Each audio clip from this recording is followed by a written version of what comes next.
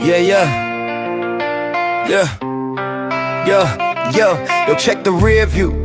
What you see back there, a winding road, a tangled web, a heavy cross to bear. Blame the system, blame the man, blame the hand you dealt. Blame the government, the teacher for every pain you felt. But that's a comfort, a soft lie, a pillow for your head. To sleepwalk through your waking life, leaving dreams unsaid. Look closer at the choices, every step you took alone. You're standing on the ground, you built a seed that you were sown. Alpha Wolf backpack, that's the ripple, that's the call. Empower yourself, stand up tall, don't ever let yourself fall.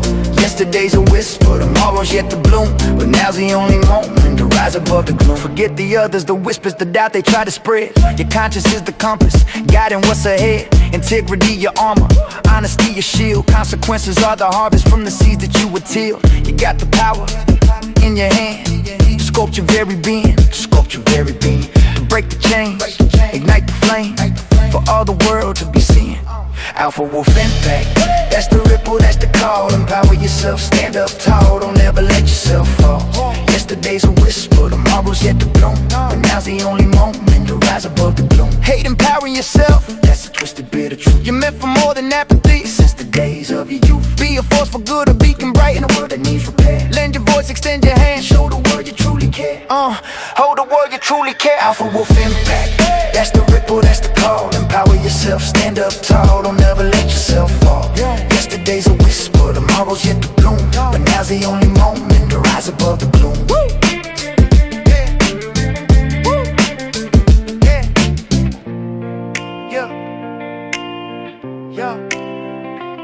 Heal the world, one choice at a time, positive and strong. The way begins with you, where do you belong? The choice is yours, the stage is set, the future's in your sight. Step into your power and claim your rightful light.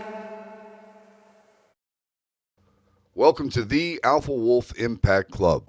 I'm Tim Weintraut, and this is where we shine a light on small companies with big ideas. Our mission here is crystal clear. We want to identify, support, and champion game changers. Those companies that are tackling massive challenges, revolutionizing industries, saving lives, or making us more efficient. For example, today we have Paige Tucker, CEO and founder of Prostar.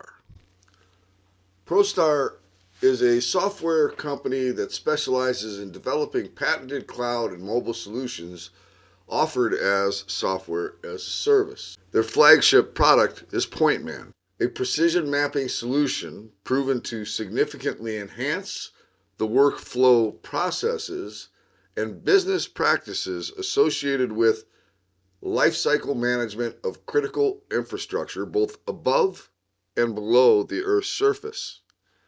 Pointman provides the ability to precisely capture, record, display, and manage critical infrastructure in real time, including roads, bridges, railways, pipelines, and utilities. Their clients span from Fortune 500 construction companies to utility owners, government agencies, engineering and surveying firms, municipalities, and universities. This is an impact company, and I'm going to let Paige tell you more about that in just a moment. This is not to be taken as investment advice. I am not a certified financial planner. This is for education and entertainment purposes only. I encourage everyone to do their own due diligence. What's happening, everybody? Tim from Alpha Wolf Capital coming at you. This is an unusual interview today, but this is a really cool interview. This is actually Paige Tucker, the CEO of Pointman and Prostar. So Prostar Geo, what is it? Geo Solutions? Geo Corp. Geo Corp. Yeah.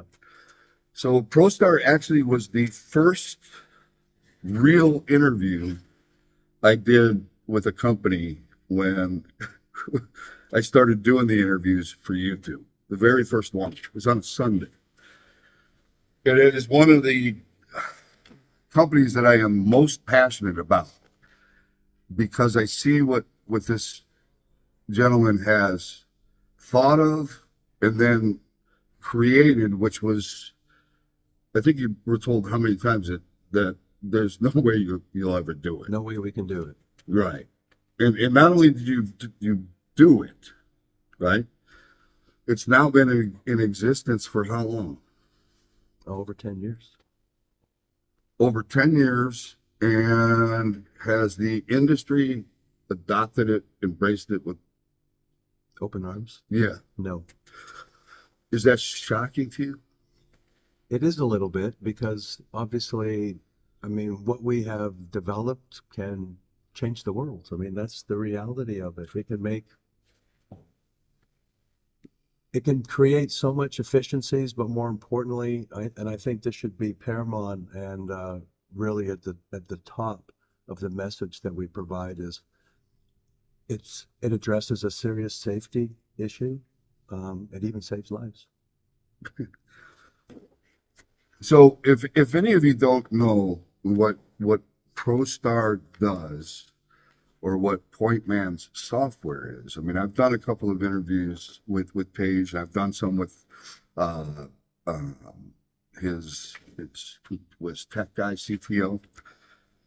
What they have is an amazing thing. Why don't you just give everybody a quick rundown of what it is you do? Quick overview. So we have designed what we consider to be the most precise mapping system in the world. Everybody's familiar with Google Maps. Google Maps accurate to a few meters. I like to use the example, sometimes you'll call Uber and they'll be on the wrong side of the street. We've designed a mobile mapping solution that is accurate to the centimeter. Very high level precision.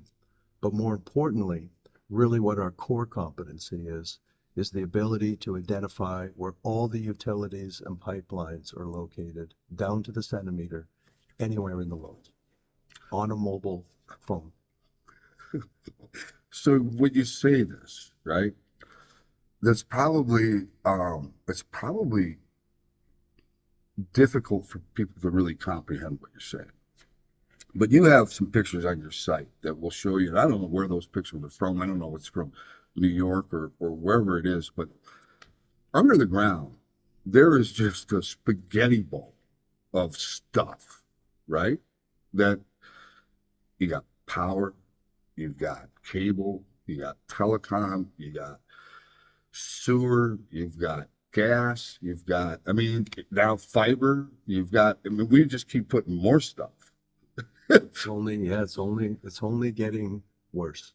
Sewer, all of this stuff, water, deepest in the ground. We don't even know, those pipes have been in the ground for so long, we don't even know what the pipes are made out of, probably, right?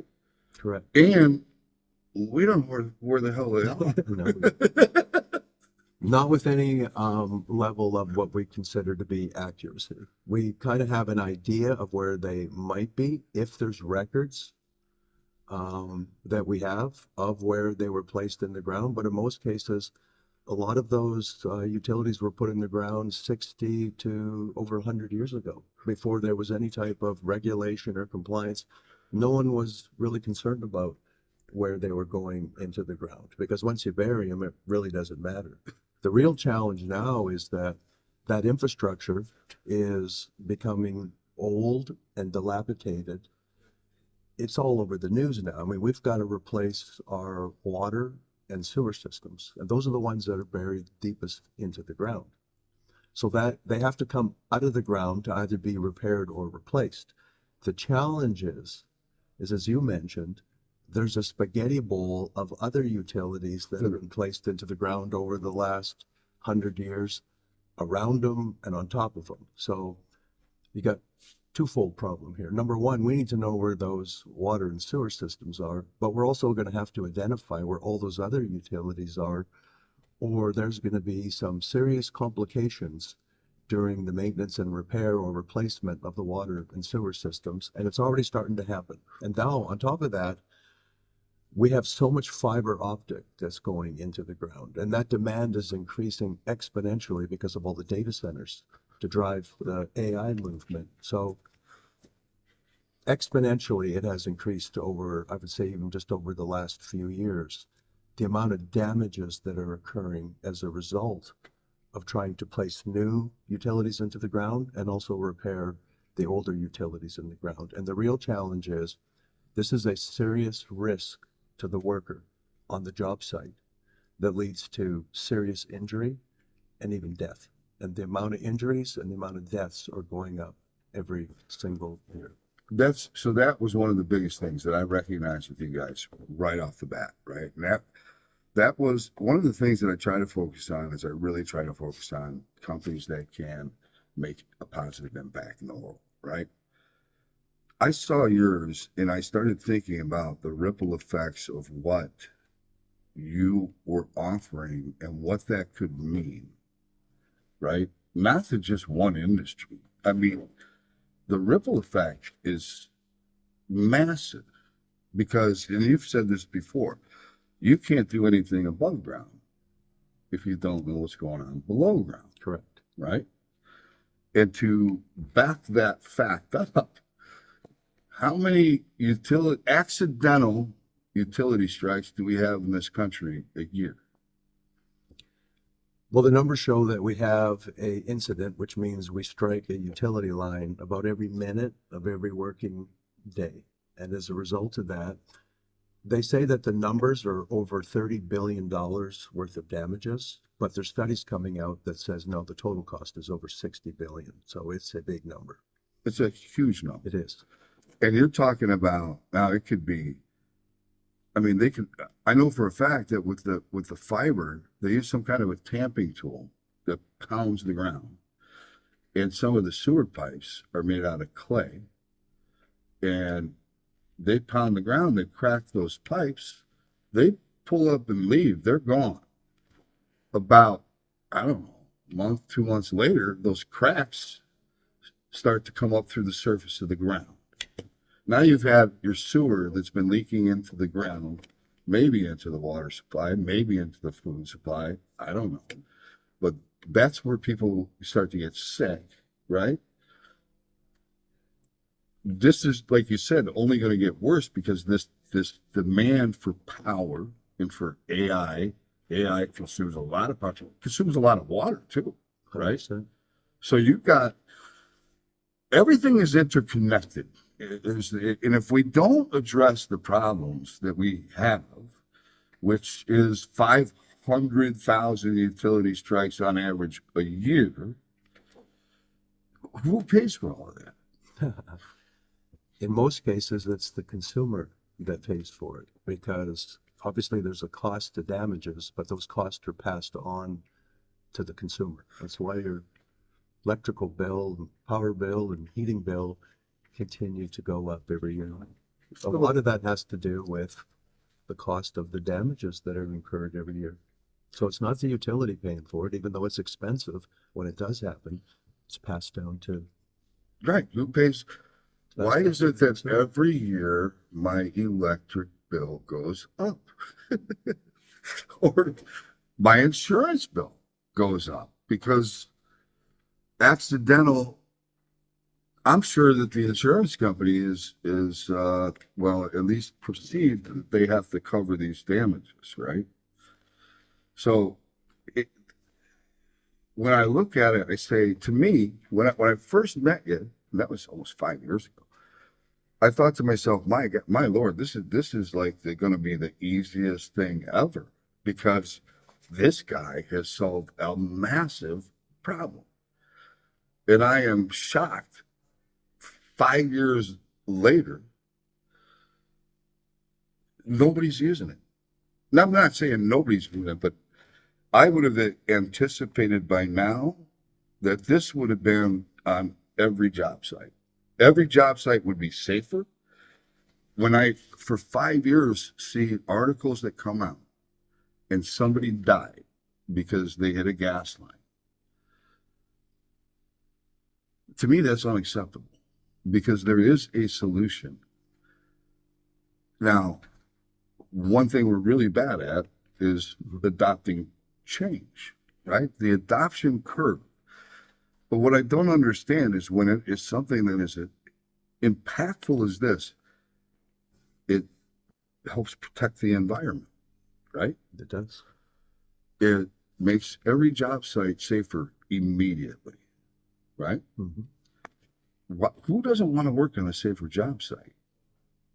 I mean, I don't think there's anybody that would choose to want to work on a less safe job site, 100%. right? Yeah, you want to make sure you're working under safe conditions and as safe as possible. Right. So if a death occurs that because you hit a gas line that didn't have to be hit because there's actually a software. How about this? This one's really got me perplexed. We have a brand new building going up. Let's say it's a big, I don't know, high rise.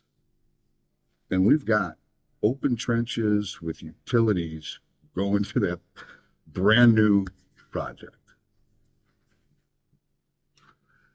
Do we record the precise location and depth of those? No, and that's actually kind of surprising. We know that we have a major issue over the last, say, century because we didn't do a good job of mapping where the utilities were being installed. But today, back then, it was like paper and rocks and stuff, right? yeah, it's on paper. But today we have the technology to digitally record exactly where these utilities are going into the ground down to the centimeter. But we're still not doing it. And that is what's frustrating for me. That makes no sense. I mean, if we couldn't do anything about what took place in the past, there was nothing we could do to identify where the utilities and pipelines are located. Okay, but how about from this point moving forward, we did a better job, utilized all these emerging innovative technologies to digitally record exactly where they are going into the ground, then we wouldn't be faced. Which does two things, by the way, right? I mean, if you're recording it at the time it's getting installed, you're actually confirming that it's being installed properly. Correct. That's a very good point, because there are regulations of where various utilities have to be placed into the ground. You know, gas line has to be placed basically about 6 feet into the ground for safety reasons. But we don't actually know if it's being placed into the ground 6 feet because it's generally a contractor that's bid on that job to place it in the ground. And it's human nature. We're going to take path of least resistance. There's certain things that can affect utility going into the ground. Ground conditions can be too hard. Once you open up the ground, there could be like rocks and obstacles that are in the way. So you're going to go around it and then you bury it. And then and then there's this thing, because I used to work construction. There was this saying, looks good for my house. No, but I think you brought up an interesting point. So even if it was from this day forward, I mean, it just seems logical that we would be recording specifically and accurately where these utilities are going into the ground, because it creates so much efficiency and saves so much money and reduces risks in the future. But we've developed a solution that can also go back in time. We can identify where all the existing utilities and pipelines are located in the ground. And in most cases, we do not have accurate records, if we have any records at all. So, you know, we're hitting them on both ends with our solution. Why has the adoption been so slow? I think it's human nature that we're resistant to change. We don't like to change the way that we've always done things. And in particular in the construction industry, the business practices that we're still utilizing today have been well entrenched for 40 or 50 years. So you're talking a major change. As a result, the construction industry might be the last holdout as far as a major industry that has not gone through what we call the digital transformation. And you know the irony here? As the construction workers, the craftsmen, as they're getting ready to retire, we've got a youth that doesn't want to work construction, right? That's right. So, yeah, the workforce is shrinking. How weird is that whole dynamic, right? So they're lagging in tech, and yet the younger generation is very tech savvy. Correct. Right? So maybe that's part of the reason that they're not attracted to the industry. And at the same time, the industry could start enabling tech that would revolutionize the industry, right? So it's like this weird pace that we're in, like maybe if it was more tech savvy, there would be more of the youth that would want to go that direction. But because it's not tech savvy and it really just looks like manual labor, well, then they don't want it. That's a good point. You're right. I mean, all of us, we want instant gratification. And the way we do it in the world today is everything is readily accessible on a mobile phone. Right. And you're right. I mean, a lot of people have grown up playing, video games. They're very tech savvy. They don't want to go into an industry that's operating in the dark ages. It's kind of boring. And they probably question, like, why are we doing it this way? And I think part of why we are starting to see some adoption, though, is because, as you mentioned, the workforce is getting older, retiring. We call it change of guard. So you have a lot of newer people that are coming into the workforce that are actually expecting to be able to utilize technology to make their job easier and more efficient and safer.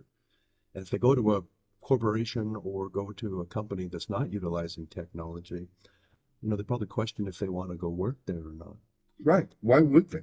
Right. I mean, if they're looking at it going, boy, this is like stupid. Why don't they just use a thingamabob to figure? I mean, why are they doing it this antiquated way?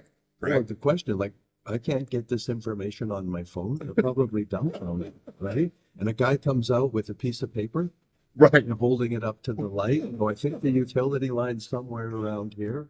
Probably like, what are we doing? Right.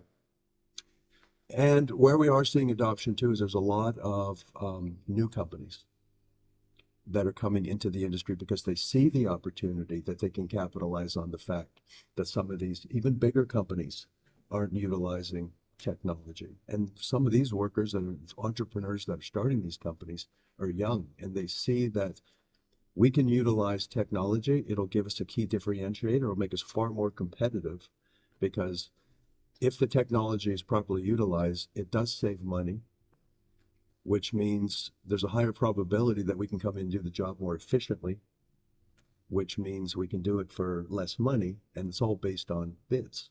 Right. If we were to take this a step further, and this is one of the things that I thought about when I first got involved, I thought, well, the insurance companies, if you're bonding a job, why would you not want your solution to be used on every job site that you're bonding, right? I mean, if you talk to construction companies and ask them, what are your 3 top priorities? They'll say safety, number 1. Number 2, get the job done on time. Number 3, come in under budget. Do you help in any of those areas? Yeah, number 1, I think it's fair to say that we run the gamut there. We cover them all. In fact, we have done case studies, one of them with one of the largest construction companies in the world, where we proved that implementing our solution to identify where all the utilities and pipelines were located before the construction actually started, we reduced utility strikes by over 97%. Now, keep in mind, on most of these jobs, and some of them, might be a $50 million job, some of them might be $5 billion. They build into the bid that there's at least an additional 5% cost associated to the project just for hitting utility lines. Because they anticipate they're gone. They're 100%. These are like landmines buried below the ground, and you can't avoid them, and you are going to hit them. So you have to build them into the bid. Okay. And 5 to say 7% cost that you're building into the bid, that represents about the margin you're going to make on the project. Right. So imagine if we can reduce that by 97%. That number can even be higher. I mean, if they utilize the software properly, reducing utility strikes might be up closer to 100%, because we can identify where every utility is buried below the ground down to the centimeter and display it on the mobile phone so you can see exactly where it is. And now, we're integrating all these other emerging technologies like AR, so you can just hold up your phone and you can actually see what's buried below the ground. And that's where things are really kind of, I mean, we talked before we hopped on, you were telling me about the RTK thing. So when we first set out to develop the solution, obviously we had this idea that we were going to build a solution that can identify where all the utilities and pipelines are buried below the ground down to centimeter accuracy on a mobile phone. But even ourselves, we're a tech company, so we embrace other technologies. So we created an open API platform where we can integrate into multiple technologies where we don't have to develop ourselves. We can utilize their technologies, embrace their technologies, and just integrate it seamlessly into our technology. So augmented reality is an example. We have a company that developed augmented reality. We're not going to develop it ourselves. We just integrate into their technology. What you're talking about is RTK correction. So to get centimeter accuracy, you have to utilize a GPS device that has the ability to gather the information coming from the satellite from a base station that does all the corrections. So that's why I said, if you're using the GPS chip in your mobile phone, you're going to get accuracy that's measured in meters. To get to centimeter accuracy, you have to correct the satellite stream that's coming down directly from the satellite. You have to have a base station set on the ground that removes all the interference, things that are even over my head, ionosphere and reflections. And then that would go to the rover, which would be like your mobile phone. That's what'll give you the centimeter accuracy. Now there's that correction service for numerous years has been very expensive, cost prohibitive, like $3,500 to $4,000 a year just for the correction service per user. Now there's new companies coming out with emerging technologies, just as it is for technology, that's significantly driving that cost down, making it more affordable for anyone to utilize. And so again, we're integrating that company's technology. We have it now running seamless into Pointman. So we're creating this ecosystem where it's not just Prostar and our technology, it's a collaboration of multiple companies that provide the most state-of-the-art technologies that collectively we can say that we by far have the most comprehensive, cost-effective, accurate solution in the world. And yet all of us are still experiencing that slow adoption curve. But I feel for numerous reasons, like we've got hardware manufacturers that are developing new equipment. Again, these new emerging technologies. We have multiple companies in multiple industries that are starting to adopt our technology. So for an industry that's been slow to adopt, it appears we're getting to what I would consider to be that perfect storm where everything's converging. And I think over the next, could be 6 months to a year, we're going to see a significant increase in the adoption. And then once that starts to happen, then the entire industry has to make a choice. You either lead the adoption, you follow the adoption, or you fail. It goes, I could name multiple big companies that thought they were, too big to fail and that they didn't need to change. Eventually the change does come, but it always starts out slow. Then you have early adoption, then the adoption starts to increase, and then that adoption spikes. And I think we're going to see that, I don't have a crystal ball, but I honestly think that in 2026, we're going to see widespread adoption, and it's going to be throughout the world. This isn't just an issue in the United States. Oh, this is global. This is a global problem.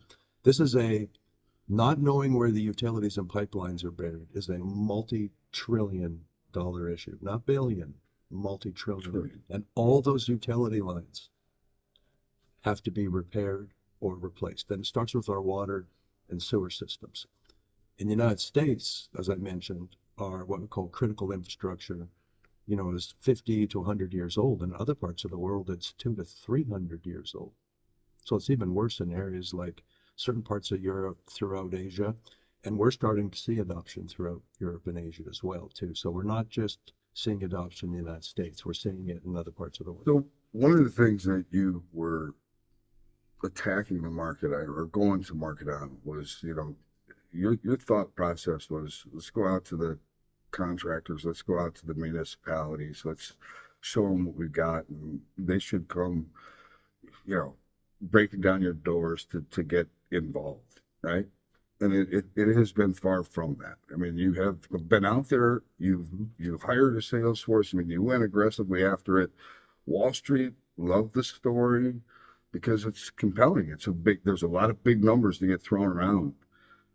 And this is where the adoption curve thing, this is where it hurts, right? Because what people don't or fail to recognize is Paige Tucker is not some, uh, you're not this savant. You didn't, you weren't born with a silver spoon in your mouth. And when you came up with this concept, how long ago? When did you start working on it? First came up with the concept about 18 years ago, with the idea, just based on my knowledge and background in software development, cloud, and GIS, which is mapping. And I grew up in the oil and gas industry. I was like, if I could take all this knowledge, one of the major issues even in the oil and gas industry is not knowing where these pipelines are. And when you hit them, it's disastrous. Right. I mean, the cost just goes through the roof. I mean, you could lose the entire profitability on a project just by hitting one pipeline. But on top of that, it is a serious endangerment to the worker, but also the environment. I mean, you hit a pipeline, you got to, environmentalists come in. They've got to see what the damage is to the environment. So not only does it reduce costs, and I knew it would significantly, it also addresses worker safety and also environmental issues, which is, if you can reduce cost on a project, you can reduce risk on the project, and you can address environmental issues, then you've got something of value, right? And I thought, I have to be honest, if someone said that it was going to take 10 years before you start to see adoption in the market, I was going to say, you're crazy. There's no way. But what we decided to do, and I kind of did a little bit of a shift about 9 months ago. I said, for this to work, we have to have hardware. You have to have the GPS devices. There's devices out there that you can locate where the utility lines are, but they don't capture the information. So we do depend on other hardware devices, the utility locate devices, as well as the GPS receivers. And I said, look, those companies already have a well-established distribution network, and they have customers, and they're all over the world. So what we should be doing is establishing a relationship with them. But again, the adoption curve. I had to convince the hardware manufacturers that you're no longer selling hardware. You need to be selling a solution, because the power's in the data that you can collect. Yep. So we should partner. You embrace our technology. It's kind of like Microsoft becomes the operating system for all the PCs. Mm-hmm. My goal is we become the operating system for all the hardware providers. We're kind of the de facto software solution, because now what they can do is they can go to their customers, and they're not selling hardware. They're selling a complete solution, not only on what we provide, but now I've integrated into all of these other companies' technologies, and they can go in kind of a la carte and select other technologies that they might want to be utilizing as well, and they're all seamless into Pointman. Now, keep in mind, it took 10 years to create all of those relationships and get to the point where we have kind of a reputation in the market that we are the best mapping solution, and they see the value in integrating into our platform. When you think things make complete sense, they're just logically, they make sense. It's shocking to me to see how long this process has been and how difficult. And like I said, what really, really, really gets me is when I see it actually, if it did not have to happen. That's how I look at it. Just like, that didn't have to happen. I mean, it's accepted. It shouldn't be, right? I mean, we should hold ourselves to a higher standard. If we have the ability to do something, then why wouldn't we do it if it's going to make every job site safer, if it's going to make everybody more efficient? And I know, because I've dug into this, because I really want to understand. I want to understand, why is this so difficult? And a lot of it is fear. People are afraid that it's going to somehow impact their job or Replace them. right? But we got to get to a place where we say, well, maybe it will. I don't know that it will ever replace you, but I mean, it's going to help you do your job better, right? And safer. And instead of fearing it and trying to act like it isn't there, Embrace it. embrace it. It's human nature. If something's unknown, it's our tendency to be somewhat afraid of it. Like, wow, is that going to have a negative impact on me or a positive impact? And we tend to lean towards negative. It's human nature. And I'm sure all of us were resistant to embracing some type of technology, regardless of what it was. I mean, I'll be the first to admit, I mean, when Uber came out, I'm like, I'm not using Uber. I'll just take a taxi, right? Well, it's completely gone the other way now. Like, why do you even take a taxi when you can use Uber? Right. But for multiple reasons, I thought, well, first of all, it's not going to be safe. These drivers probably aren't going to be insured. I can't trust them. Their vehicles aren't going to be clean. But in reality, it's the complete opposite. And it's all taken care of itself. I'm not going to get in an Uber unless it's nice and clean. In fact, most taxis aren't nice and clean. Right. Do you know what I mean? Yeah. I get into Uber, there's usually a bottle of water waiting for me. I get in a taxi, I mean, I'm gonna have to wait till I get to the hotel before I have water. Do you know what I mean? It's like, Yep. it's completely changed. But all of us have been that way where we're resistant to change in technology. I don't want to age myself, but I remember when text came out and I'm like, why are you texting me? Why just email Oh, me? yeah. No, but now I'm like, why are you emailing me? No, you can just text me. So but that's just it's human nature. But once again, change is inevitable. Change is inevitable. Embracing technology is inevitable, especially as you said, when it's a no-brainer. So the change is coming. I'm very confident about that. And I'm very patient because I've been doing this long enough now. And during this time where we haven't seen the widespread adoption that we expected, we weren't just sitting around twiddling our thumbs. We were working with our partners. We were working with our customers, and we continued to enhance the product. So the product I had 3 years ago that I thought was phenomenal, that everybody would come rushing to, today is significantly improved and enhanced, where we've got pretty much everything covered now, right? So yeah, I'm pretty confident that the change is coming. I don't have a crystal ball. All I can do is keep plugging away, but we keep adding customers every single month. Our customer base is growing. Our partnerships are growing.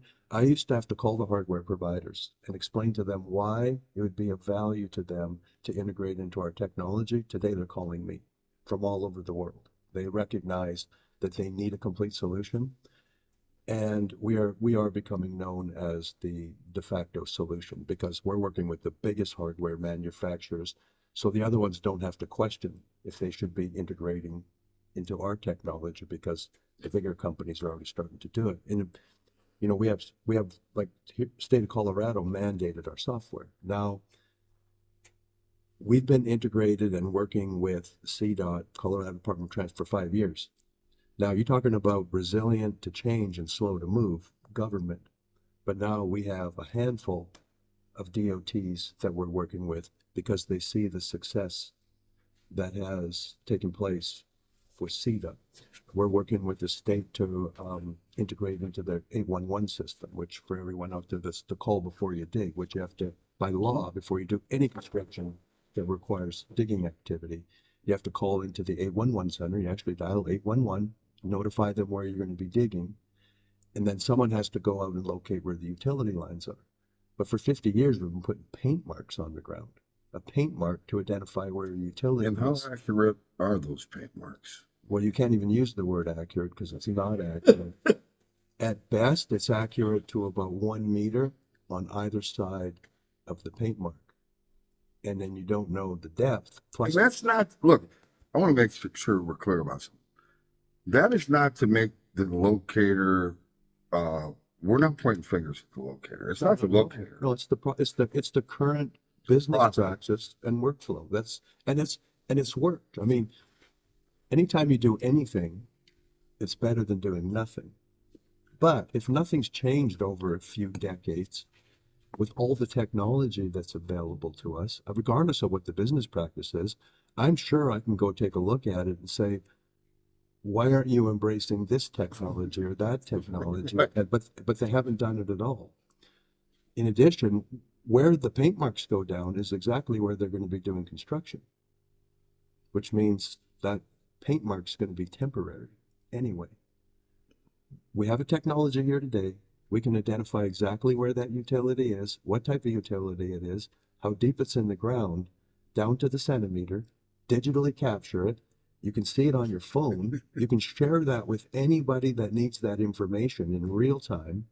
And in addition to that, in the future, you can go back and see exactly where it is on your cell phone. Right. I mean, to me, that just makes good business sense. But the adoption has been slow. But the adoption is starting to ramp up, and in multiple sectors. And I think what's really going to create the change is that, I mean, we're a small company. One small company is not going to come out there and change everything. I mean, that's a pretty tall task, an uphill battle. But I think with the ecosystem that we're creating, now you've got multiple companies that are pushing for this, then I think that's going to create the change and increase the adoption. So that's why I'm more confident than ever. It's coming. I want to give everybody just a little, and this is the things about the stock market that maybe people don't recognize. So when you first came along and had your story, and you talk about the story, I mean, there's some really big numbers being thrown around. Mm-hmm. And you got the attention of Wall Street. And they were willing to open up the pocketbook because they saw that you were a solution. Yeah. But when the market's not ready for you, when you're too early, and I don't think it has anything to do with what you are offering. It's just people aren't ready for whatever reason, right? So what happens? In the beginning, it's easy for you to get equity, right? To sell some shares, and that gives you the capital to try and go out there and win over the customer base. But if the customer base isn't ready, or maybe the concept is just too complex for them to wrap their head around, or what you've often heard was, yeah, there's no way you can do that.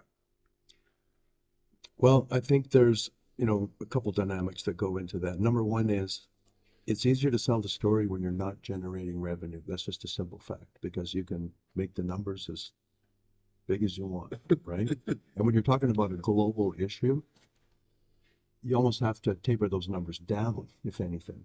Okay. Mm-hmm.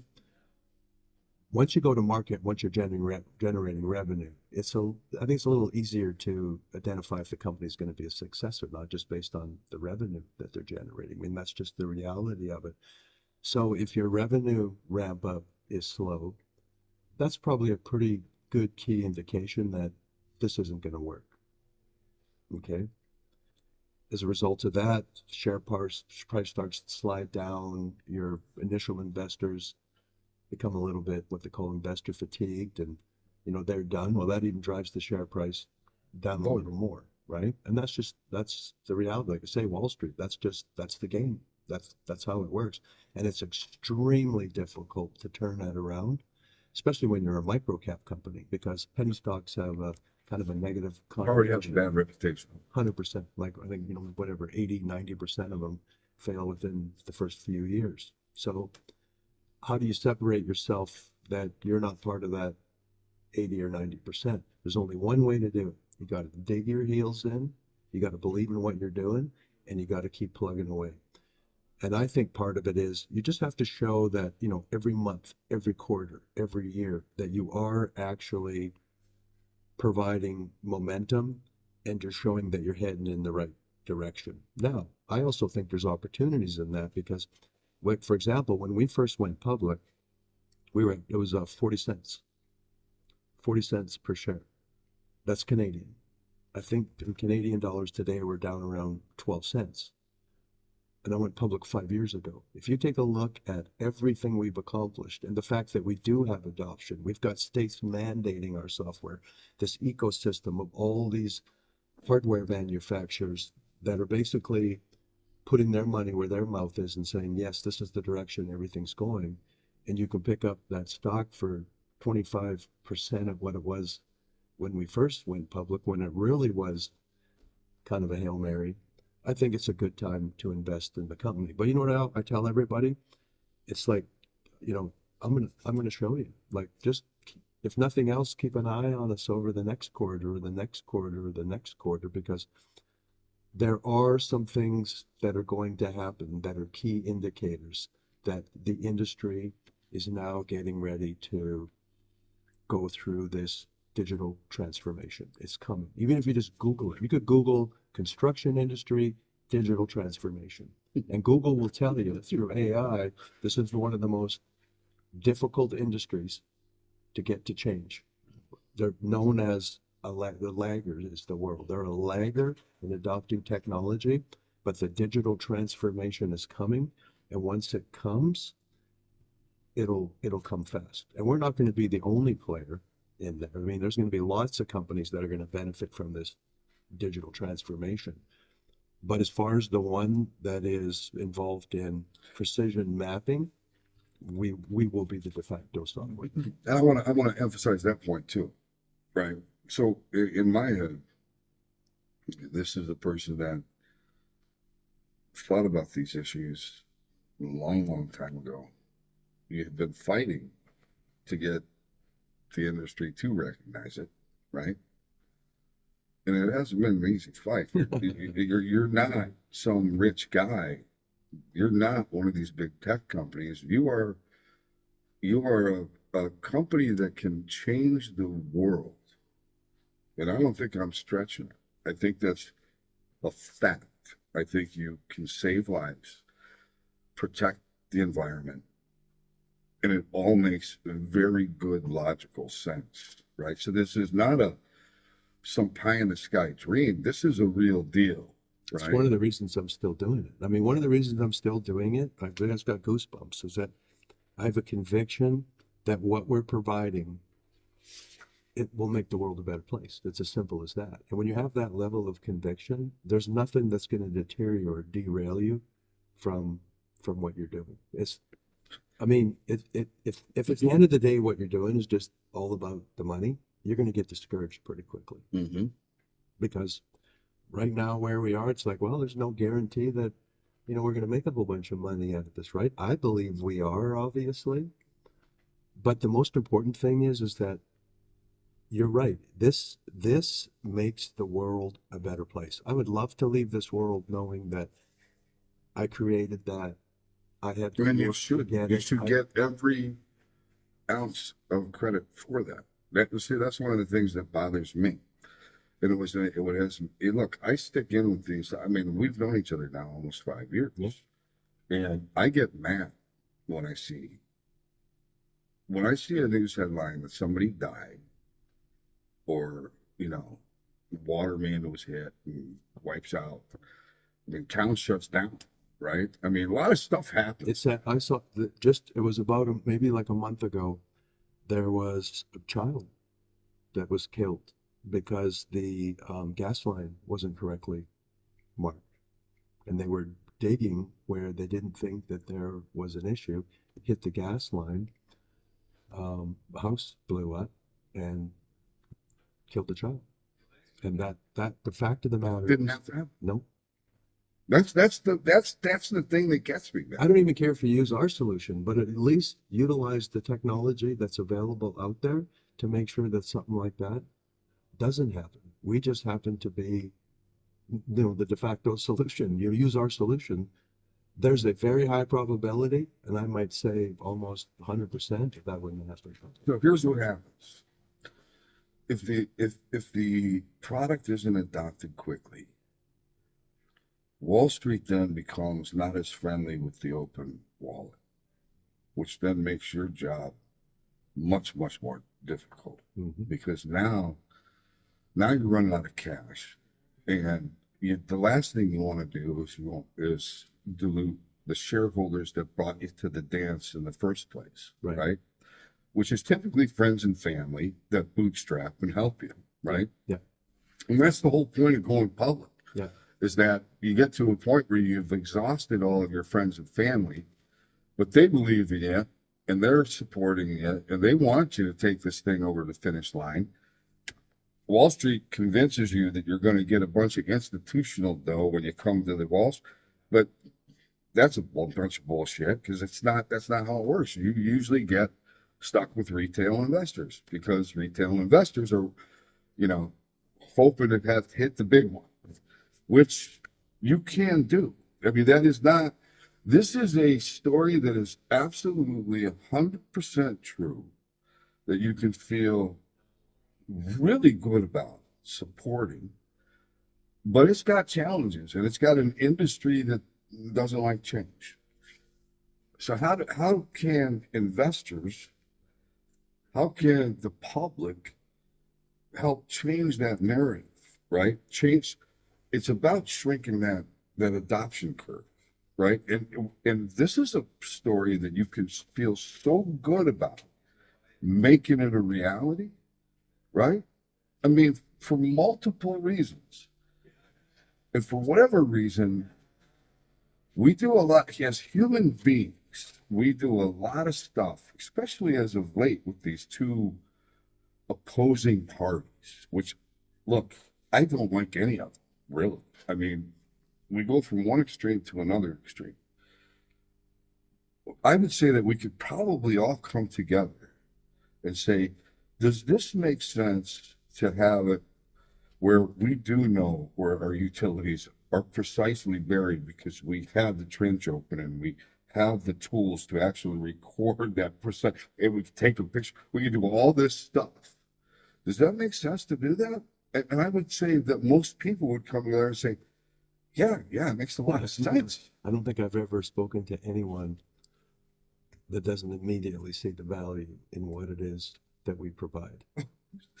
And in most cases, most people have been involved in some level of construction, even if it's in front of their house or it is their house or it's in their backyard. So they understand the challenges and what it is that we address and the solution that we can provide. And it just seems like it's a no-brainer. But you brought up another interesting point, especially when you're investing in early stage company.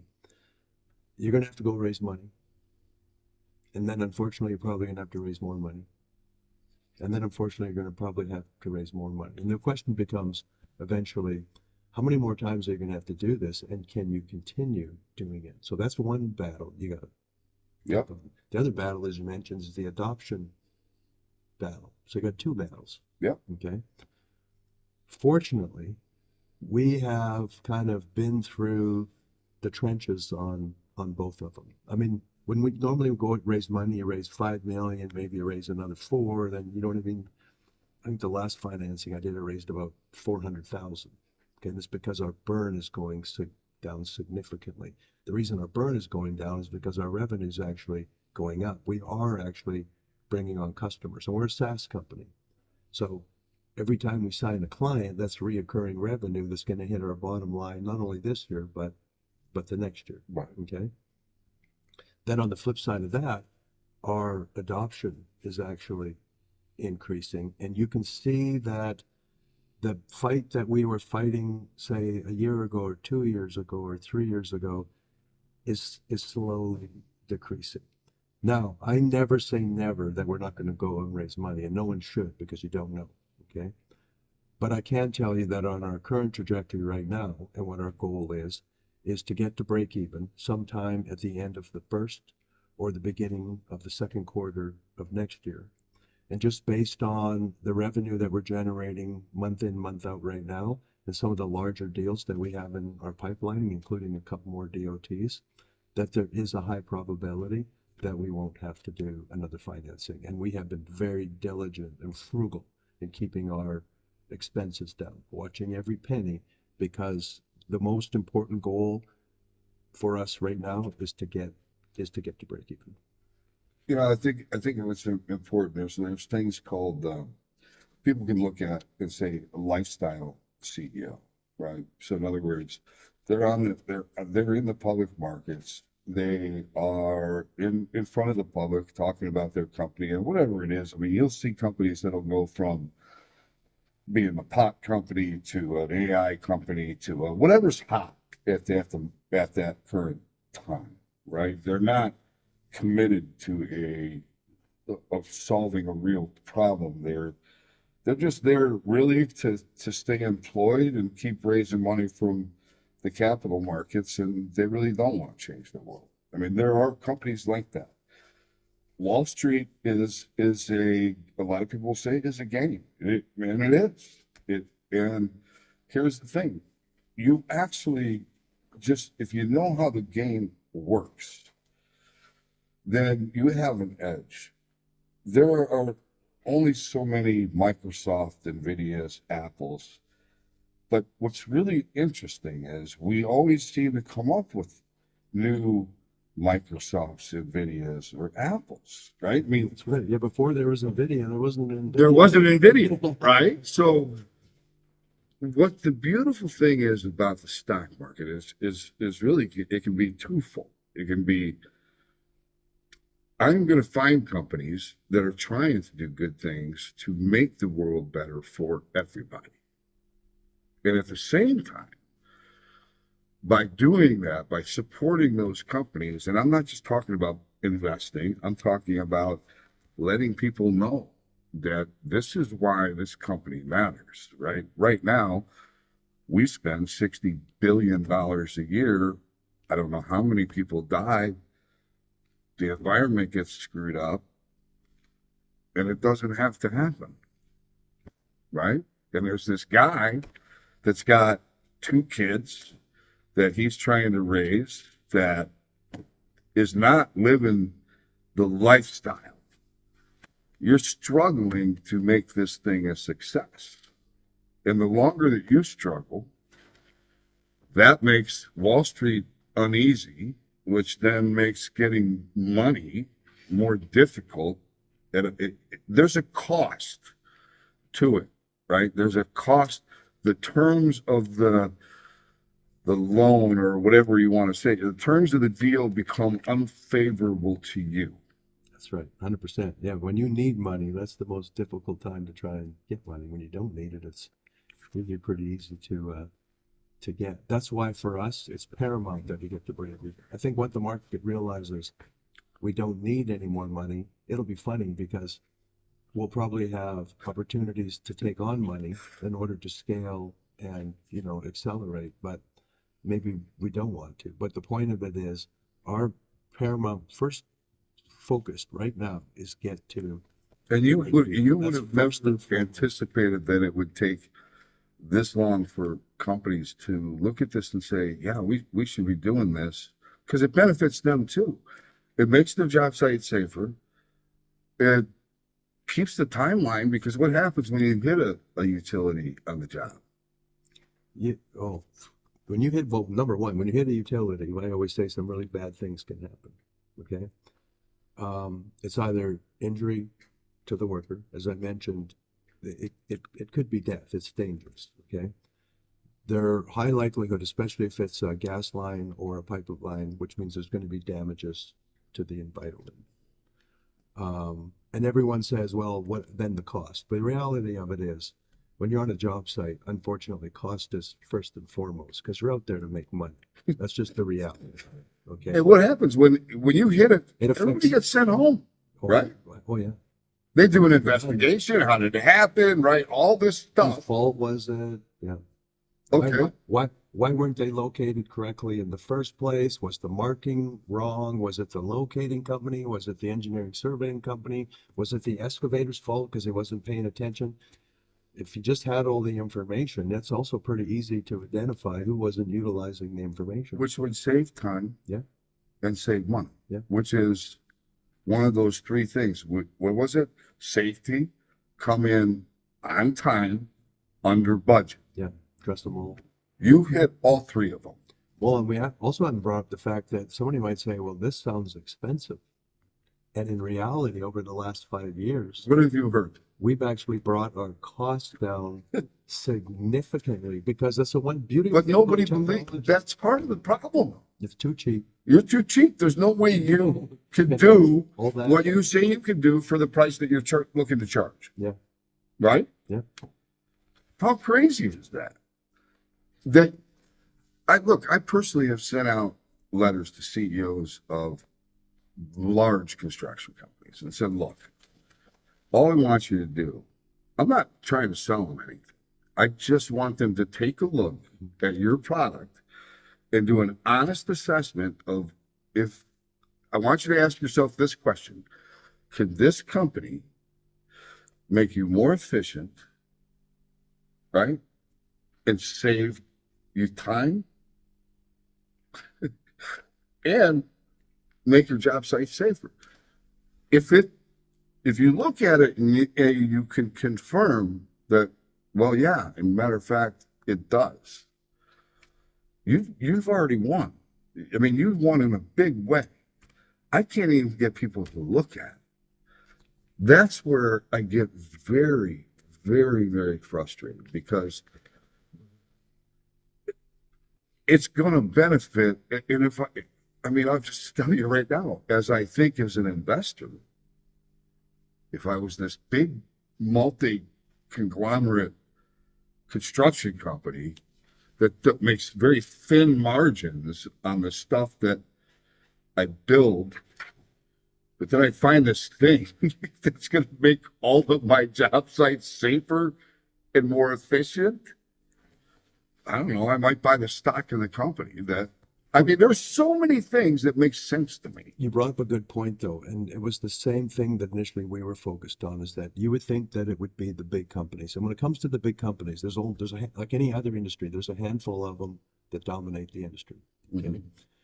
And they all operate under the same business practices. Like if you take a look at how one company operates compared to the other, other than their sign and where their office is located, it's pretty much the same business practices. Okay.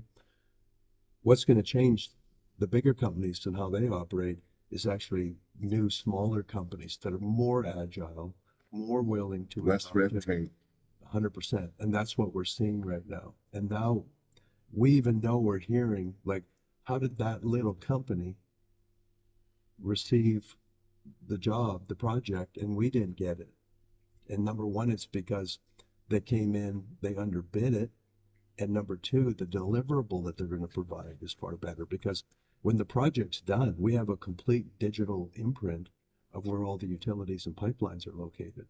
So it doesn't not only provide value for the duration of that project, you have a complete deliverable that you can provide to the client when it's done, so they can use that in the future. Because normally what happens, if they come back and they're doing construction in that area, then the whole process, You got to redo it all over again. Yep. So that's crazy too.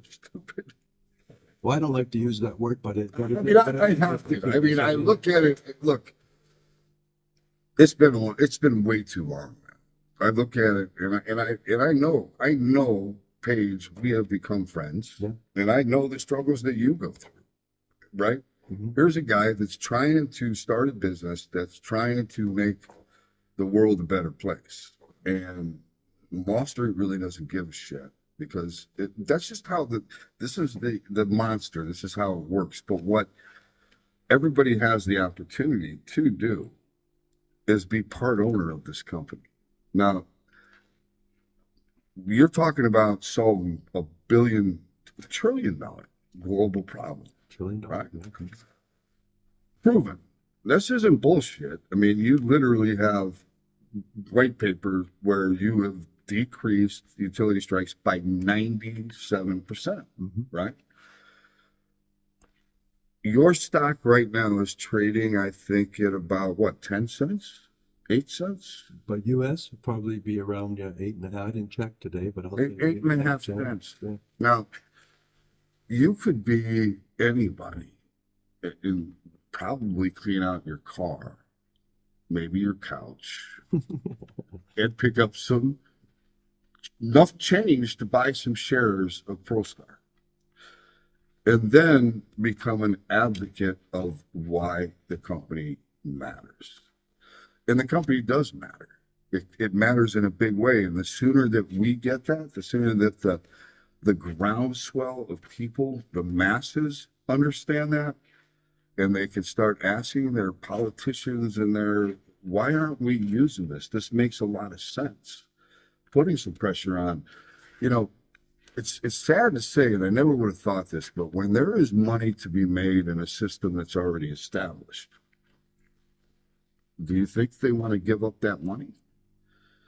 Do you think the utilities want to be, not have an excuse to raise your bill every year? Do you think the insurance companies want to not have an excuse to raise your bill every year? Eliminate all of these accidental utility strikes. That's a lot of money. What do we do with that money? And you're part owner of a company that is changing the world for the better. That's what the stock market offers you. The problem is that the stock market has also done a very good job of making retail investors very afraid of little companies. But every company that is now a mammoth company at one point was a little company.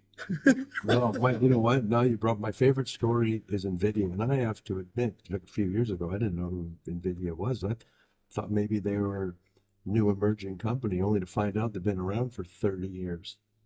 And there was a time in 1997, I think it started in 95. In 1997, they had no money. They laid off half their workforce, half their developers. They didn't even pay their electricity bill because they needed to save money so they could cover payroll. Then they just happened to sign a contract with Sega, the gaming company. The contract was for about $5 million. Now you think about that, $5 million contract. What's NVIDIA worth today? About $5 trillion. but that's a good point that you make. I mean, they were a small, struggling company at some point in time, and that's probably the story for 95% for companies. Yeah. Some of them come out of the blocks, and that's only recently will they'll raise, $100 million or $1 billion. Most companies have to scrap it out for several years, and they go through trials and tribulations before they finally make it. They just keep plugging away. That's actually what makes the changes in the world. It's not the big companies. It's the little guys that come out with innovation that eventually become, they force the change. Right? If you look at it, you're one of those companies, and there's nobody that can tell me that this is a noble.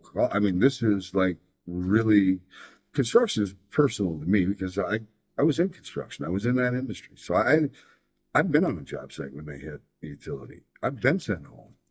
Here's the thing about this. One thing I can assure you on, with the greatest level of conviction, okay? At some point, every utility line that's going into the ground It's going to be will be digitally mapped. Absolutely. Okay? And at some point, we will have located where all the existing utility lines are in the world, they'll be digitally mapped. Yeah. The question comes down to when and how. Okay, so we have the solution. I can show you how we're going to do it. And I can also show you that we're starting to do it. It's just a question of when does it accelerate? When does it accelerate?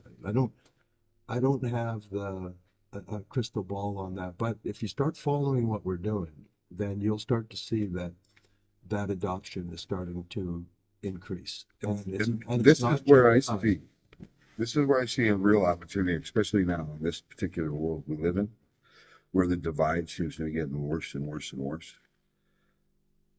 If you think about what you spend your time on, if you're spending your time on anything that's creating divide or tearing shit down, is that the most effective use of your time?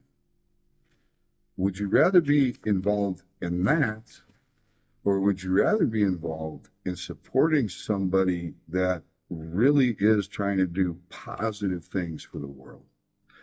And then if you can help that company person do that, and then guess what? We go find another one and we help them do that too. And there's a bunch of Oh, them. there'll be a lot. There'll be. There are so many on Wall Street, and everybody says, "Oh man, you can't. You know, you if you could pick one, you get a 10-bagger one time in your life, you're doing pretty good." I can show you a bunch of them. And here's the thing: I have really interesting criteria. I need to understand the value and what it is that you're trying to accomplish. Then I need to understand, well, is it possible? Well, yeah, it's been proven. Okay. Then it's like, now you got me. I'm all in. I want to help you in every way possible because why? Well, it's going to make the world, it's a huge, huge problem, right? Global in nature.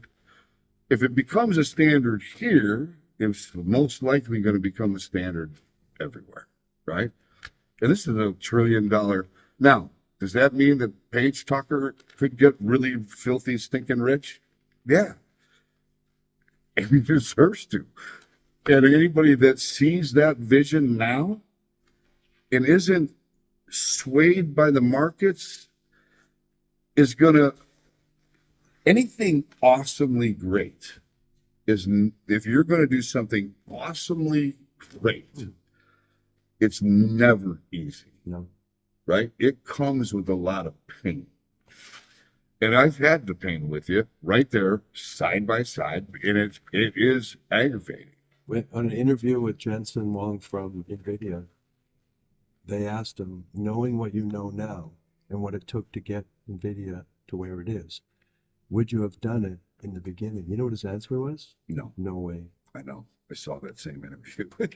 Now that just gives you an example. Like when you take, this is NVIDIA. This is the largest, most valuable company in the world. And the CEO and founder saying, no, I wouldn't have went through It was pain, Yeah. right? The sacrifice is there. But that's what, you know what I always say, right? I mean, anything worth doing is worth sacrificing. When, in my journey of what I do, it's important for me to get to know leadership. And one of the things that I learned about Paige Tucker early on was you really were on me. You wanted me to see. I didn't know what your company did. I have no clue. I didn't know what Prostar was. And you were just on me. You were relentless. You wouldn't let it go. And you finally got me. You got me I said, yeah, let's do 15 minutes. And then I went and looked at your site and I started going through it. And I'm like, oh, shit. If this can do what this says he's trying to do, this is like the holy grail, right? So our 15-minute first meeting wound up going like 2.5 hours, right? And I had to go to another meeting, but I wanted to stay at this meeting. And then I started really getting to know you, and you always wore button-down shirts, right? And I told you there were some things that I was helping you with that just kind of fell into my lap, and you're like, Tim, I knew you were going to be good. I said, Paige, this isn't really, I mean, this fell into my lap. I may look like a real genius here, but no, it just fell. And you said, oh, I'm not surprised. And you started to roll up your sleeve. Then I thought that was weird. But he said, you know what all this is? And I said, what? He says, karma, serendipity. When you said that to me, I wasn't a big karma guy, but when you said it, I literally got goosebumps. And because it felt like that. It did kind of feel like there were some things that were happening that were serendipitous in nature, and it was a karma thing. But what did it tell me about you as a human being? Boy, when you said we're going to sit down and roll up our sleeves today, I didn't know we were going to be going this far. Well, you know what? Because these are the things that people don't see, and they should. I believe in life, if you do the right thing, the right things will happen. And that's karma. And I don't expect everybody to buy into that philosophy, or some people might say, yeah, that's mumbo jumbo. But I honestly believe if you do the right thing, the right things will happen. Now, human nature might not happen on your time frame. Okay, this isn't your calendar. This isn't your watch. Okay, this is more the universe. But you do the right things, and the right things will happen. And that's always worked for me. Even when we're in a financial crunch and it's like, man, what are we going to do? It's like a deal comes along. But it doesn't surprise me. It doesn't surprise me because I think that what we're doing is it's like a cause. Like this is meant to come to fruition for all the good reasons. It's going to come to fruition. So sometimes when we're struggling, there's what I call forces out there that are kind of keeping an eye on you, making sure that you get to where you need to get to. But again, there's going to be trials and tribulations. I expect there to be more trials and tribulations, but that's what makes it worth it. I mean, if it was easy, everybody would be doing it, right? And I know with these companies that are small companies that went through struggles, if you sat down with them, they don't all just have a story. You could probably sit there for hours Listen, and they can tell you multiple stories. But we are doing the right thing and we're doing it for the right reason. And the world will be a better place as a result of that. As simple as that. And that's worth fighting for. And I've done this long enough now. The reality of it is there is no turning back. There is no you don't have there's a no plan plan B. B. There is no plan B. No, this is the plan, and it will work. It's I have more conviction today than ever that everything is falling into place for multiple reasons that I mentioned earlier. And that's that conviction. I have that conviction with you because I believe that this is a no-brainer. This is like we have the opportunity to make every job site safer and more efficient. Why aren't we doing it, right? If you know what, if anything, this has done for me from because you talk about character and stuff. What this journey has done for me is it's humbled me. It really has. It's humbled me because I thought this would be easy. I did think I knew exactly what we were going to be doing and that the world would just open their arms up and embrace it. The reality of it is no, much harder than that. But through that humbleness, it's also given me a longer runway. I don't care if this takes another 2 or 3 years. I'm patient enough. Do you know what I mean? Because I can see it coming, and I realize that again, like we mentioned, look at nothing good comes easy. That's just the reality of it. I think anybody even listening understands what I'm talking about. Nothing worthwhile comes easy. It's just the way it is. It's going to take hard work, probably harder than you Ever imagine. right. And more importantly, you can't do it yourself. And I knew this from day one, even with the team I put together. But now what I'm realizing with this ecosystem that I'm building, that's truly the village that's going to help me accomplish my goals. And we're all going to benefit from it. So it's not me. I've created this village now, and collectively, we're going to make this happen. And that village is continuing to grow. Every month we're adding more now. And eventually we'll hit what I call that tipping point where it's like, okay, you've broken through and the adoption. And once it happens, it's going to be a tidal wave. It'll happen quick. What's really funny is Wall Street is really a challenging thing. They have, they literally are gauged by their performance to the S&P 500. If they're not outperforming the S&P 500, they're probably not going to keep their clients, right? Investing is a very different thing. It's a different animal. It's like you look at it and you say, okay, how big is the need? How big is the TAM? The TAM is ginormous, right? Okay, how important is it? Well, saves lives, the environment, those are pretty important things. Wall Street isn't patient enough. It's all about short-term fees and being able to outperform the S&P 500. That's why for the last 5 years, all you really had to do was put your money in 7 companies, the Magnificent Seven, right? How long can the Magnificent Seven carry the entire world? Probably not a whole lot longer, I don't think. So at some point, you have to have those other up-and-comers. Mm-hmm.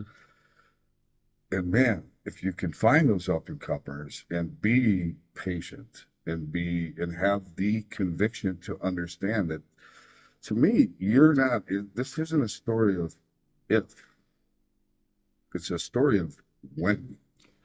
We're getting a little off track here, and I'm not an expert by any means when it comes to baseball, but I watched the World Series this year because I'm Canadian and the Blue Jays were playing. So I'm like, and I'm a Dodgers So you're fan. Canadian, I'm American, we're friends? Yeah, and I'm a Dodgers fan. So it was a little bit.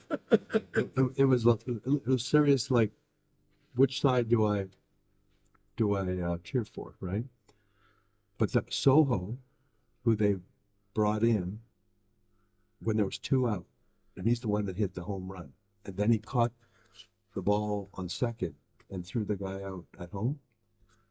No one wanted him in baseball. He was just so happy to come to the United States. He signed a $7,000 contract.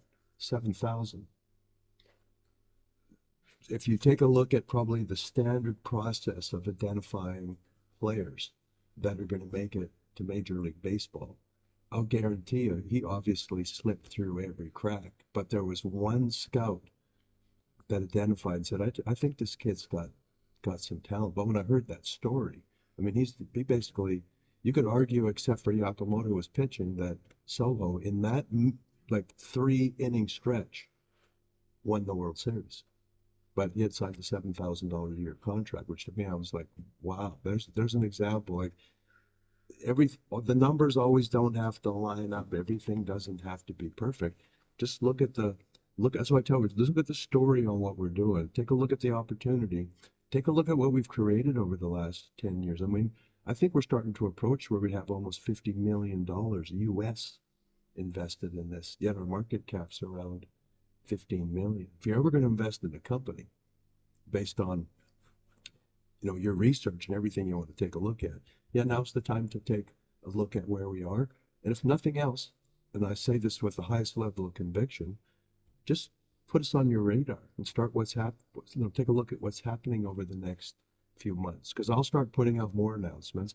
I kind of went quiet when it comes to being promotional, as you mentioned, put your suit on, going out on the road, because I knew what we need to do is focus right now on getting to break even, which requires a great deal amount of my time as well. I don't have time to be out there over promoting. And I knew that when the timing is right, this company would promote itself. Like, it'll promote itself. I don't have to be out there knocking on the doors. And I think that time is coming. We're close.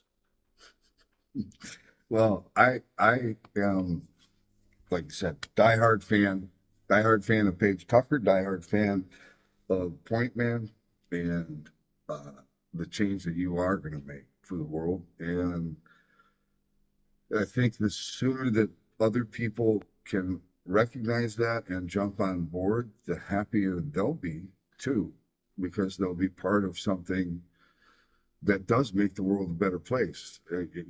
Be the ripple, help create the wave. That is, as I get older, I mean, I started out as an investor just to make extra money. That's all it was about to me. As I look at the world today, and I see the things that are dividing us, and I see the things that are concerning to me about just the health of the country and where we're headed. Even Wall Street, the way it functions, a lot of things life is hard, man. Life is very, very hard. But you have two choices. You can let it kick your ass, or you can figure out how to kick its ass. How to kick some ass, that's right. Right? Yeah. That's the bottom line. So I look at you and I say, well, you've been at this for 10 years and Wall Street's given up on you, but I haven't given up on you. And I think those people that understand this whole dynamic of what we're talking about right now, if they don't give up on it, the more people that join, the bigger the ripple gets, the bigger the wave becomes. The wave then forces change. Because there's a 300 and how many people, million people in this country? When crowds speak, Yep. it garners attention, and then things happen. That curve can shrink dramatically, because if you get one company that is a serious player and they start using it, and it's like, oh, wait a minute, they're using it, we should be using it too. right? And then it's the snowball effect, Exactly. and it changes. It can happen so quickly, right? I can tell you that there's a company that 11 months ago was 9 cents a share. If you look at it today, it's over 2 and change. That's a big, It can happen quick. it can happen quick. And that can be life changing Oh, yeah. to somebody that doesn't have to put in a whole bunch of money. Yeah. It can literally change their life, right? And that's what drew me to the stock market initially was, wow, if I can, and I got lucky right out of the chute, didn't know what the hell I was doing. Sometimes that's the worst thing. That is the worst thing. I'll tell you that right now. All right. It's like, I got I'm this. a stock savant. Right? No. Then the next 20 not so good. So, but Like, what's going on here? those lessons, Yeah. but what I did learn was, man, I can make my money work for me, right? And if you get to this point where you've identified companies that can do a lot of good, and they do fill a need, not a want, very different, a need. And if you're patient enough, if you can be patient enough and weather the storm, just like you have the conviction to not give up until you succeed, who the fuck do you want to invest in? Somebody that's just like you, Yeah. right? That is not going to give up, because failure's not an option, That's it. right? No. Okay. That's who I want. That's who I want in my bunker next to me, man. Is the one that says failure's not an option, right? And that's who you are, and you've proven that over many years. No, it's not. Well, no, it's probably started when I was a child. Like I don't like the word no. I think I've been well, I was a disruptive child. My parents will tell you that. And now I'm still disruptive. It's just part of who I am. It's right? So, it's in your DNA. someone said, you think this is going to work? No, that just drives me to, well, I'm I'm going to show you. gonna prove you wrong. And I love that. I love that spirit. Many when it was 15 years ago when I first sat down with one of the leading engineers in the industry, and we worked together. He's still works with us. He's an advisor for us. But I remember telling him that I'm going to replace surveying on mobile phone 15 years ago. He said that'll never happen. Today, I can. Now, it still requires a surveyor to approve Right. the information, what we call a professional, but we can do surveying on a mobile phone, and a layman can do it. That's how much things have changed and how quickly they've changed. But I love when someone says, oh, that'll never happen, or never, or no. It's like, well, There's no such thing, no, hell no. right? Mhm. Not if you've got somebody that just Somebody that has the drive, and not just me, like there's many people out there that have said, well, we're going to make this happen. I mean, it probably wasn't that long ago we're saying we're not going to cure polio. Well, someone decided we're going to do it. We're using stem cells now. There was a lady cured, I think it was in China, of diabetes. I mean, that would, 50 years ago, it was probably that'll never happen. right. Somebody decide, I'm going to do it. And there's a bunch of these. 100%. I mean, this This is one of my This isn't favorites. unique. I'm not unique. There's people out there that No, go, we're going to do this. Question is, you better buckle up, but you better have the drive and the conviction. to make it happen. Yeah, because it's going to be probably 10 times harder than you ever imagined. It's going to be so hard that you wouldn't have done it if you knew how hard Because it was. right, going to be. it hurts. But you get so deep into it that really what it does is it creates even more drive. You don't lose your drive. It actually accelerates, it strengthens, because it's like an investment in anything. I'm so invested in this, I'm not going anywhere.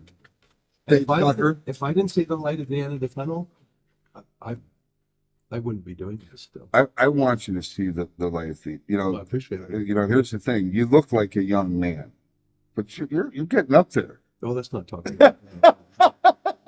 This doesn't make it any easier either. Right? Yeah. I mean, I want you to see the No, this is it. No, this is it for me. I say that 100% with conviction. This is it. There is no plan B, and I don't need a plan B.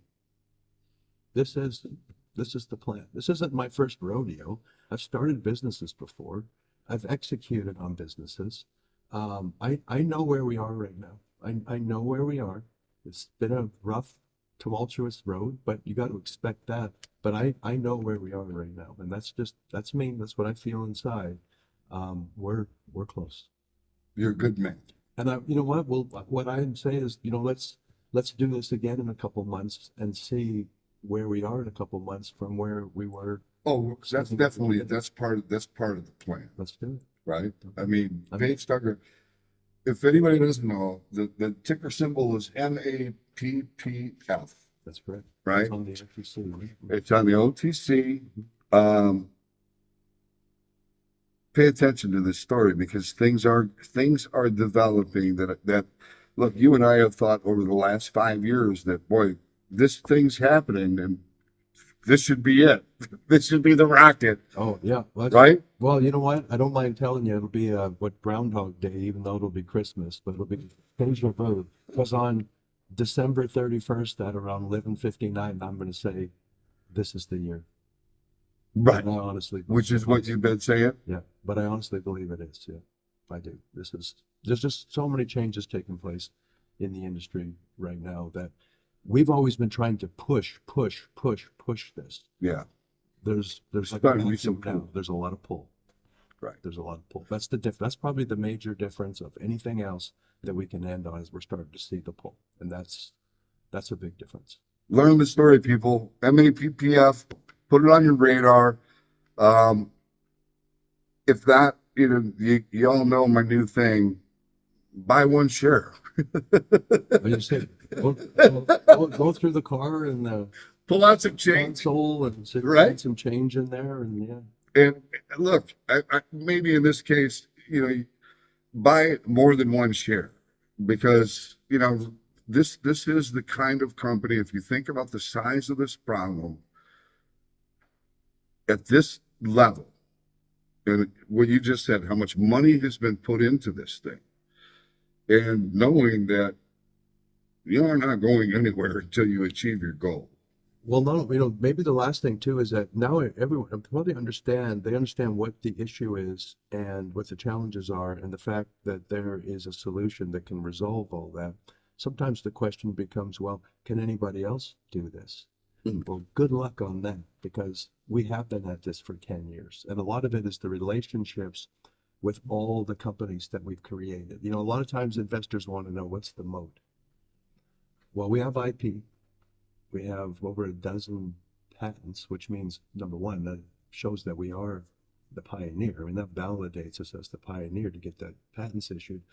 But more important, the relationships that we've created with all of these other software and hardware providers, because we took the position long ago that we're agnostic. Mm-hmm. So even though a lot of these companies compete with each other, they don't have any issue that we're working with all of them together. Because the one thing we agreed on collectively, and I've even brought companies that compete with each other into meetings, if we can break down this wall and the new emerging technologies are adopted, we all Win.